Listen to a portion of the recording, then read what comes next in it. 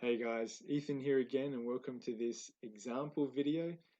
Following on from video 2 in the series, I'm going to show you a passage where picture prompts actually have quite a big impact on the way we understand the context and what's going on. Um, One of the main reasons I wanted to do this video was because we often get questions from people like, yes, you're providing me all this great information and giving me lots to think about with the Discovery Bible, but how does it actually change the way I interpret something, or how does it clarify what the text is saying? It's Aren't you just giving me more to think about?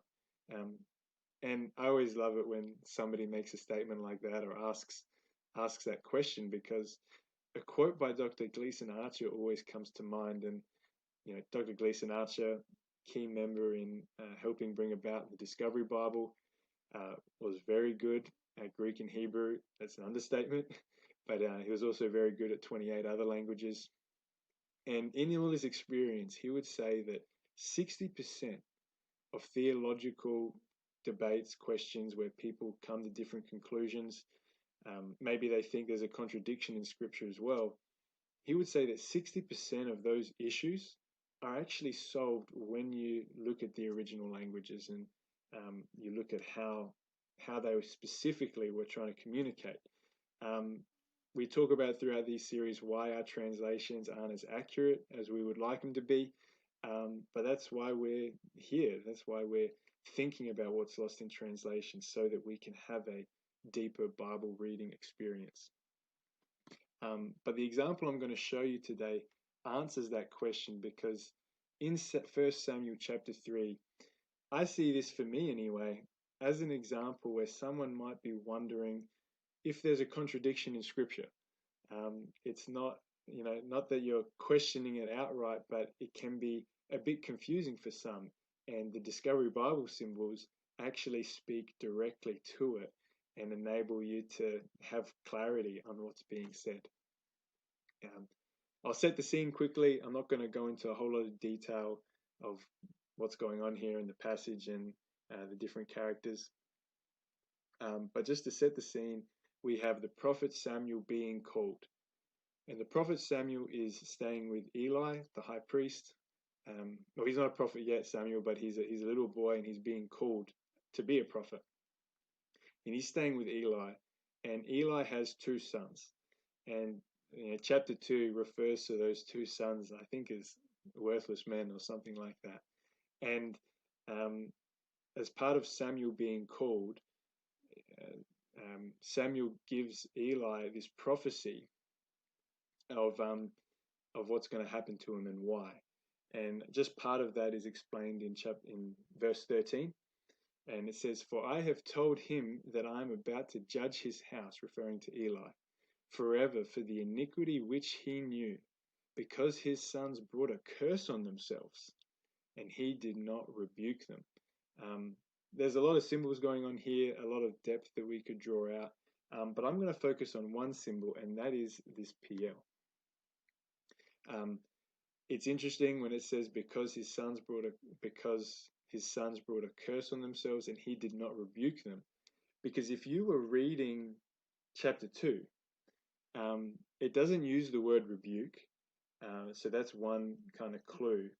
But even the NASB title, this little title of the paragraph, actually says Eli rebukes his sons.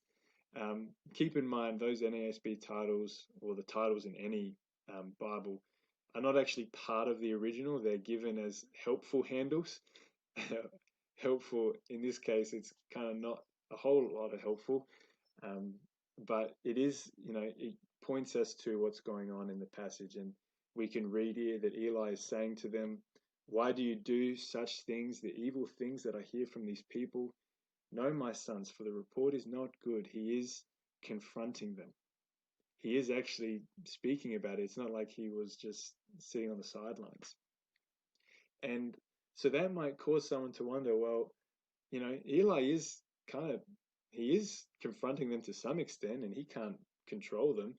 And, even the NASB title says Eli rebukes his son. So why is God getting angry at Eli for not rebuking them? just go to verse 13 to make this easier. So why is God getting angry?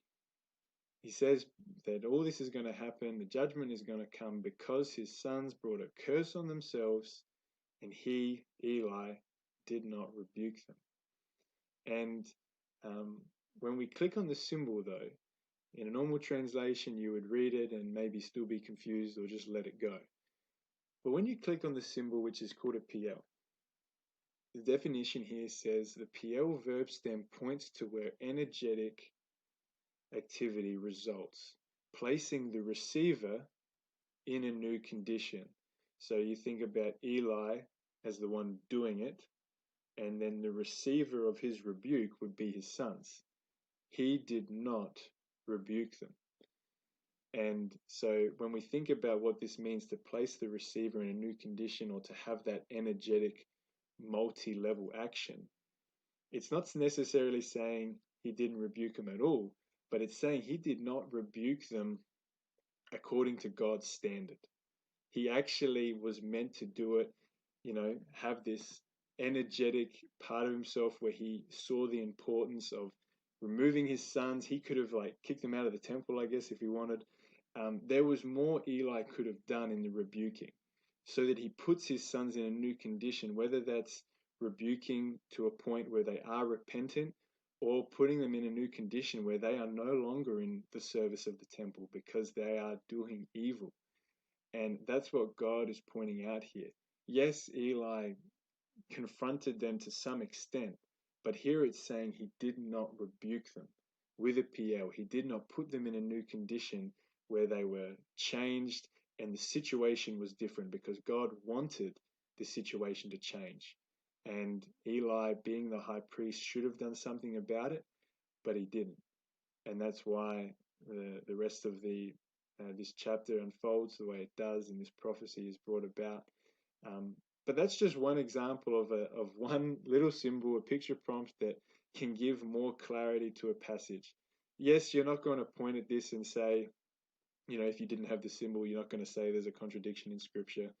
But I mean, I just love being able to see what's lost in translation and know, wow, that's actually really clear. God had an expectation of to what level Eli should have rebuked him. He needed to change the situation, and he didn't. And so I hope you guys enjoyed that example. Hope it made sense, and that you look forward to the next videos where we're going to look at more things like this, helping us to understand Scripture better, helping us to go deeper. So look forward to seeing you guys for the rest of the series, and bye for now.